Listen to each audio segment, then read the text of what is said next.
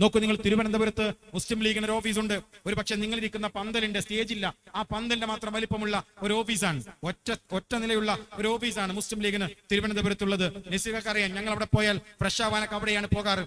ഒറ്റ ഹാളാണ്, ഒരൊറ്റ ഹാള് മാത്രം, അതാണ് മുസ്ലിം ലീഗിന്റെ ഓഫീസ്. എന്നാൽ CPM ഓഫീസ് ഏതാണ്? CPM ഓഫീസ്, അവരുടെ സെന്റർ എന്ന് പറഞ്ഞാൽ ആകാശത്ത് ചുംബിക്കുന്ന ഒരു പഴയ ഓഫീസ്. ഇപ്പൊ കഴിഞ്ഞ 2 മാസം മുമ്പ് ഉദ്ഘാടനം ചെയ്ത ആകാശം ചുംബിക്കുന്ന 2ാമത്തെ ഓഫീസ്. സെക്രട്ടേറിയറ്റ് അംഗങ്ങൾക്ക് ഒരു നില, സംസ്ഥാന കമ്മിറ്റി അംഗങ്ങൾക്ക് മറ്റൊരു നില, സംസ്ഥാന സെക്രട്ടറിക്കും ഭാരവാഹികൾക്കും മറ്റൊരു നില, അതിന്റെ മുകളിൽ യുവജന സംഘടനകൾക്ക് ഒരു നില, അതിന്റെ മുകളിൽ ഒരു കോഫി ഷോപ്പ്, അതിന്റെ മുകളിൽ അവരുടെ സൈബർ വിങ്, അങ്ങനെ അമ്പരചുംബിയായ 2 കെട്ടിടങ്ങൾ. അനന്തപുരിയുടെ നഗരത്തിൽ 2 കെട്ടിടങ്ങളുള്ള പാർട്ടിയുടെ പേരാണ് CPM. ഞങ്ങൾക്ക് ആകെ അവിടെയുള്ളത് ഈ പന്തലിന് അത്ര വലിപ്പമുള്ള ഒരു ചെറിയ ഓഫീസാണ്. എന്നാൽ നിങ്ങൾ ചുംബിക്കുന്ന അതേ ആകാശത്തിൽ ചുംബിക്കുന്ന 3 അമ്പരചുംബികളായ കെട്ടിടങ്ങൾ അനന്തപുരിയുടെ നഗരവീതിയിൽ ഞങ്ങൾക്കുണ്ട്. ഞങ്ങളുടെ അഭിമന്യനായ പ്രസിഡന്റ് സയ്യിദ് സാദിഖ് അലി ശിഹാബ് തങ്ങൾ രജിസ്റ്റർ ചെയ്ത 3 കെട്ടിടങ്ങൾ, അതിന്റെ പേര് പാർട്ടി ഓഫീസ് എന്നല്ല, CH സെന്റർ എന്നാണ്. അത് ഞങ്ങൾക്ക് മാത്രമാണ്. തിരുവനന്തപുരത്തെ ആ തിരക്ക് പിടിച്ച വഴിവീതികളിലൂടെ പാവപ്പെട്ട രോഗികൾ വരുമ്പോ 2 കെട്ടിടങ്ങളുള്ള CPM-കാരൻ, ഒരു കെട്ടിടം ഞങ്ങൾ പാവങ്ങൾക്ക് വിട്ടുകൊടുക്കാം എന്ന് നിങ്ങൾ തീരുമാനിച്ചില്ല. ഒരു കെട്ടിടം ഉണ്ടാക്കാതെ ഞങ്ങൾ തീരുമാനിച്ചത് പാവപ്പെട്ടവന് വേണമെന്നാണ്. നോക്കൂ, നിങ്ങൾ കോഴിക്കോട്ടെ മുസ്ലിം ലീഗിന്റെ ഓഫീസ്, നിങ്ങൾക്കൊക്കെ പരിചയമുണ്ടോ മുസ്ലിം ലീഗിന്റെ ഓഫീസ്? അവിടുന്ന് ഒരു ഓട്ടോ പിടിച്ചാൽ നിങ്ങൾക്ക് മെഡിക്കൽ കോളേജിലേക്ക് പോകാം. മെഡിക്കൽ കോളേജിന് തൊട്ട് ഓപ്പോസിറ്റായി 2 കെട്ടിടങ്ങളുണ്ട്, 3 കെട്ടിടങ്ങളുണ്ട്. അതിൽ 2 ബഹുനില കെട്ടിടങ്ങളുണ്ട്. ഒരു പക്ഷേ മുസ്ലിം ലീഗ് ഓഫീസിനേക്കാൾ വലിയ കെട്ടിടം. അതിന് നമ്മൾ പേരിട്ടത് ഒന്ന് PTH ഹൗസ് എന്നാണ്, മറ്റൊന്ന് CH സെന്റർ എന്നാണ്. നമ്മൾ ഉണ്ടാക്കിയതാണ്. മലപ്പുറത്തെ മുസ്ലിം ലീഗിന്റെ ഓഫീസ് നിങ്ങൾ കണ്ടിട്ടുണ്ടാകും. അവിടെ മഞ്ചേരി മെഡിക്കൽ കോളേജ് മുമ്പിൽ ചെന്നാൽ ആ ഓഫീസിനേക്കാൾ വലിയ കെട്ടിടം നമ്മളൊന്നുണ്ടാക്കി. അതിന് നമ്മൾ പേരിട്ടു CH സെന്റർ എന്ന്. നിങ്ങളുടെ കണ്ണൂരിൽ ഒരു വില്ലേജ് തന്നെ ആരംഭിക്കാൻ വേണ്ടി, PTH വില്ലേജ് തന്നെ ആരംഭിക്കാൻ ഏക്കർ കണക്കിന് സ്ഥലമെടുത്ത് നമ്മൾ പദ്ധതി നടത്തുന്നു. ലീഗുള്ള ഇടം നരകമാണോ? ലീഗുള്ള ഇടം സ്വർഗമാണോ? എതിരാളികൾ പരിശോധിക്കേണ്ടതാണ്. ഈ കൊടി പിടിക്കുന്ന ചെറുപ്പക്കാർ, ഇതിനേക്കാൾ മനോഹരമായ മറ്റേത് പതാകയാണ് നിനക്ക് പിടിക്കാൻ വേണ്ടി കഴിയുക? ജീവിതകാലം ഞാൻ ഇവിടെ ജീവിച്ചിരുന്നു എന്ന് ആത്മാഭിമാനത്തോടു കൂടി പറയാൻ, എനിക്കൊരു രാഷ്ട്രീയം ഉണ്ടായിരുന്നു എന്ന് ആത്മാഭിമാനത്തോടു കൂടി പറയാൻ, ആ രാഷ്ട്രീയം നാട്ടിലെ ജനങ്ങൾക്ക് വേണ്ടി ഉള്ളതായിരുന്നു എന്ന് ആത്മാഭിമാനത്തോടു കൂടി പറയാൻ, ഇതിനേക്കാൾ മികച്ചൊരു പതാക നിങ്ങൾക്ക് വേറെ ഏതാണ് ഉണ്ടായത്? നോക്കൂ, നിങ്ങൾ ഞാൻ അവസാനമായി പറയുമ്പോ, വയനാട് ദുരന്തം എന്റെയും നിങ്ങളുടെയും കാലത്ത് നടന്ന ഏറ്റവും വലിയ ദുരന്തമാണ്. ആ ദുരന്തത്തിന്റെ മണ്ണിൽ ഒരുപക്ഷെ ലീഗ് ഒരു നരകമുണ്ടാക്കുന്നു എന്ന് പറഞ്ഞവരോട് ഞങ്ങൾ പറയുന്നത്, ഞങ്ങളുള്ള ഇടം നരകമാണോ സ്വർഗമാണോ എന്നാർക്കെങ്കിലും സംശയം ഉണ്ടെങ്കിൽ നിങ്ങളെ സ്നേഹത്തോടു കൂടി ഞങ്ങൾ ക്ഷണിക്കുന്നത് വയനാട്ടിലേക്കാണ്. വയനാട്ടിലെ പത്രമാധ്യമങ്ങൾ പറഞ്ഞത് അന്നത്തെ രാത്രിയിൽ വയനാട് പിശാചിറങ്ങി എന്നാണ്. ആ മലമടക്കിന്റെ സൗന്ദര്യത്തിലേക്ക് ഒരു പിശാചിറങ്ങിയപ്പോ കവർന്നു പോയത് 100 കണക്കിന് ജീവനാണ്, കവർന്നു പോയത് 100 കണക്കിന് വീടുകളാണ്, കവർന്നു പോയത് 100 കണക്കിന് ആളുകളുടെ പ്രതീക്ഷകളാണ്. ആ പിശാചിറങ്ങിയ മണ്ണിൽ തൊട്ടുപിറ്റേ ദിവസം ഇറങ്ങിയ മാലാഖമാരുടെ പേരായിരുന്നു മുസ്ലിം യൂത്ത് ലീഗിന്റെ വൈറ്റ് ഗാർഡ് എന്ന് പറയുന്ന ഇളം ടീഷർട്ട് ഇട്ട കുട്ടികൾ. അവർ നടത്തിയ പ്രവർത്തനങ്ങൾ എന്താണ്? നോക്കൂ നിങ്ങൾ, ഞാൻ കഴിഞ്ഞ റമദാനിൽ മാനന്തവാടി നിയോജക മണ്ഡലം മുസ്ലിം യൂത്ത് ലീഗിന്റെ വൈറ്റ് ഗാർഡ് ആദരവ് ചടങ്ങിൽ പങ്കെടുത്തു. അതിൽ പങ്കെടുക്കുമ്പോൾ അവർ അനൗൺസ്മെന്റ് ചെയ്തു, ഇന്നലെയും ചൂരൽമലയിൽ പ്രവർത്തനങ്ങൾ നടത്തിയ വൈറ്റ് ഗാർഡ് അംഗത്തിന് ഒരു മൊമെന്റോ. ഞാൻ ചോദിച്ചു, ഇന്നലെ ചൂരൽമലയിൽ എന്താണ്? ഞങ്ങൾ പോലും മറന്നുപോയി. ചൂരൽമലയിൽ എന്ത് സംഭവിച്ചെന്ന് നമ്മളെല്ലാവരും മറന്നുപോയി. കഴിഞ്ഞ റമദാൻ മാസം മുസ്ലിം യൂത്ത് ലീഗിന്റെ സഹപ്രവർത്തകർക്ക് മൊമെന്റോ കൊടുക്കുമ്പോൾ ഞാൻ ചോദിച്ചു, ഇന്നലെ നിങ്ങൾ എന്ത് ഡ്യൂട്ടിയാണ് ചൂരൽമലയിൽ നിർവഹിച്ചത്? ഗവൺമെന്റ് മടങ്ങിപ്പോയി, അർദ്ധസൈനിക വിഭാഗം മടങ്ങിപ്പോയി, അവിടുത്തെ സേവന സന്നദ്ധ സംഘങ്ങളൊക്കെ മടങ്ങിപ്പോയി. പക്ഷേ ആ മണ്ണിൽ കഴിഞ്ഞ പരിശുദ്ധ റമദാനിലും ഒരു സംഘം ആളുകൾ കാവലിരിക്കുകയാണ്. അവരുടെ ഡ്യൂട്ടി എന്താണെന്നറിയോ? കൈ നഷ്ടപ്പെട്ടു പോയ, കാല് നഷ്ടപ്പെട്ടു പോയ, അവയവങ്ങൾ ചിഹ്നിച്ചു തെറിയ വ്യത്യസ്ത ഇടങ്ങളിൽ ഓരോ അവയവം കുടിച്ചിട്ടിരിക്കുന്നു. അതിന് മുകളിൽ നമ്പർ എഴുതി വെക്കും. ഇത് 18, മറ്റേത് 19, അങ്ങനെ നമ്പർ എഴുതി വെക്കും. അതിന്റെയൊക്കെ എടുത്ത് DNA ടെസ്റ്റ് നടത്തും. എന്നിട്ട് ഈ കൈയുടെ തല അത് അപ്പുറത്തുണ്ട്, അതിന്റെ കാല് അപ്പുറത്തുണ്ട്, ആ ശരീരത്തിന് മറ്റവയവങ്ങൾ ഇന്ന സ്ഥലത്തുണ്ട്.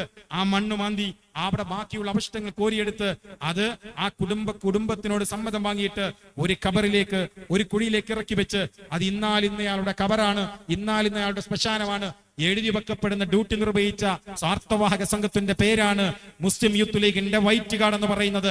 ഇതിന് ബദലാകാൻ നിങ്ങൾക്ക് ആർക്കെങ്കിലും സാധ്യമായോ? ഇവിടുത്തെ ഞങ്ങൾ എതിർക്കുന്ന ഏതെങ്കിലും ഒരു സംഘത്തിന് അതിന് സാധ്യമായോ? നമ്മൾ ഉണ്ടാക്കിയ വൈറ്റ് ഗാർഡിന്റെ കമ്മ്യൂണിറ്റി കിച്ചൺ, അവിടെ നിന്നല്ലേ പോലീസുകാർ ഭക്ഷണം കഴിച്ചത്, അവിടെ നിന്നല്ലേ അർദ്ധ സൈനികർ ഭക്ഷണം കഴിച്ചത്, അവിടെ നിന്നല്ലേ DYFI-കാരും ഭക്ഷണം കഴിച്ചത്, അവിടെ നിന്നല്ലേ എല്ലാ സംഘടനക്കാരും ഭക്ഷണം കഴിച്ചത്? അത് ഒരുക്കിയത് മുസ്ലിം യൂത്ത് ലീഗാണ്. നമ്മൾ 1ാമത്തെ യുവജന സംഘടനയാണോ? അല്ല. നമ്മൾ 2ാമത്തെ സംഘടനയാണോ? അല്ലേ അല്ല. നമ്മൾ 3 അല്ല, 4 അല്ല, 5 ആണെന്നാണ് നിങ്ങൾ പറയുന്നത്. ഞങ്ങൾ ഒരുക്കിയത് അത്ര മനോഹരമായ സൗകര്യമാണ്. ഇത് മാത്രമല്ല, നോക്കൂ നിങ്ങൾ, മുസ്ലിം ലീഗിന്റെ അഭിമന്യനായ പ്രസിഡന്റ് പാണക്കാട് സയ്യിദ് സാദിഖ് അലി ശിഹാബ് തങ്ങൾ കോഴിക്കോട് ലീഗ് ഹൗസിൽ ഒരു പത്രസമ്മേളനം വിളിച്ചു. എന്നിട്ട് അദ്ദേഹത്തിന്റെ ഒരു പ്രഖ്യാപനം, വലതുഭാഗത്ത് പി കെ കുഞ്ഞാലിക്കുട്ടി സാഹിബ്, ഇടതുഭാഗത്ത് അഭിമന്യനായ പ്രിയങ്കരനായ PM സലാം സാഹിബ്.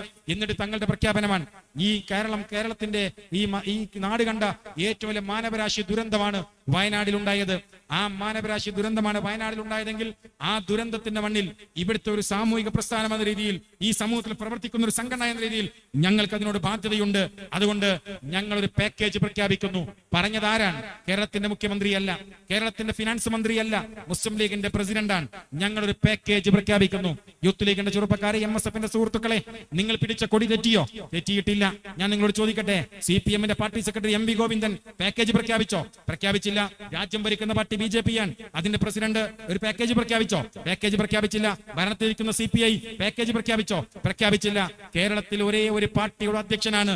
ഞങ്ങൾ ഈ നാട്ടിൽ പ്രവർത്തിക്കുമ്പോ, ഈ സമൂഹത്തിന്റെ ഭാഗമായി നിൽക്കുമ്പോ, ഈ സമൂഹത്തിനുണ്ടായ ദുരന്തത്തിൽ ഞങ്ങൾ അതിൽ വേദനിക്കുന്നു, ഞങ്ങൾ സ്വന്തമായി ഒരു പാക്കേജ് പ്രഖ്യാപിക്കുന്നു എന്ന് പറഞ്ഞത് ഒരേ ഒരു പാർട്ടിയാണ്. അത് ഇന്ത്യൻ യൂണിയൻ മുസ്ലിം ലീഗാണ്. ഞങ്ങൾക്ക് പകരമാകാൻ വരുന്നവരോട്, ഞങ്ങൾക്ക് പകരമാകാൻ നിങ്ങൾക്ക് സാധ്യമായോ? ഞങ്ങൾ നാളെ തകർന്നു പോയാൽ ഇതിന് പകരമാകാൻ നിങ്ങൾക്ക് കഴിയുമോ? ഈ പ്രവർത്തനം നടത്തുന്ന പാർട്ടി ഒരു നാട്ടിൽ നന്മയാണോ തിന്മയാണോ ഉണ്ടാക്കുന്നത്? ഈ പാർട്ടി നിൽക്കുന്ന ഇടം നരകമാണോ സ്വർഗമാണോ സൃഷ്ടിക്കുന്നത്? നിങ്ങൾ പരിശോധിക്ക്. നമ്മൾ അങ്ങനെ പ്രഖ്യാപിച്ചു. നോക്കൂ നിങ്ങൾ, നമ്മൾ എന്തൊക്കെയാ പ്രഖ്യാപിച്ചത്? അവിടെ 105 വീട് പ്രഖ്യാപിച്ചു. ആരാ? കേരളത്തിന്റെ ഭവന വകുപ്പ് മന്ത്രി. ലീഗാണോ? ലീഗല്ല. പക്ഷെ 105 വീട് പ്രഖ്യാപിച്ചത് ലീഗാണ്. അവിടെ വിദ്യാഭ്യാസം നഷ്ടപ്പെട്ടു പോയ കുട്ടികൾ, ആ കുട്ടികളെ ചേർത്ത് വെച്ച് നമ്മൾ അവർക്ക് പഠനം കൊടുക്കാൻ വേണ്ടി, വിദ്യാഭ്യാസം കൊടുക്കാൻ വേണ്ടി തീരുമാനിച്ചു. ആരാ കേരളത്തിന്റെ വിദ്യാഭ്യാസ മന്ത്രി? ലീഗാണോ? ലീഗല്ല. പ്രഖ്യാപിച്ചത് ലീഗിന്റെ പ്രസിഡന്റാണ്. നോക്കൂ നിങ്ങൾ, അവിടെ തൊഴിൽ നഷ്ടപ്പെട്ടു പോയ ചെറുപ്പക്കാർ, ആ ചെറുപ്പക്കാരെ കൂട്ടി വന്ന് KMCCയുടെ നേതൃത്വത്തിൽ ആ ചെറുപ്പക്കാർക്ക് വിദേശത്ത് കൊണ്ടുപോയി ജോലി കൊടുക്കാൻ മുസ്ലിം ലീഗ് പാർട്ടി തീരുമാനിച്ചു. നമ്മളാണോ കേരളത്തിന്റെ തൊഴിൽ മന്ത്രി? നമ്മളല്ല, CPM ആണ്. പക്ഷേ ആ തൊഴിൽ കൊടുക്കുന്ന പദ്ധതി പ്രഖ്യാപിച്ചത് മുസ്ലിം ലീഗ് പാർട്ടിയാണ്. 10,000 രൂപയാണ് ഒരു അംഗത്തിന് ഗവൺമെന്റ് പ്രഖ്യാപിച്ചത്. 15,000 രൂപയാണ് പോക്കറ്റ് മണിയായി പാണക്കാട് സയ്യിദ് സാദിഖ് അലി ശിഹാബ് തങ്ങൾ പ്രഖ്യാപിച്ചത്. ആരാ? കേരളത്തിലെ ധനകാര്യ വകുപ്പ് മന്ത്രി. CPM-കാരൻ നിങ്ങളായിരുന്നില്ലേ?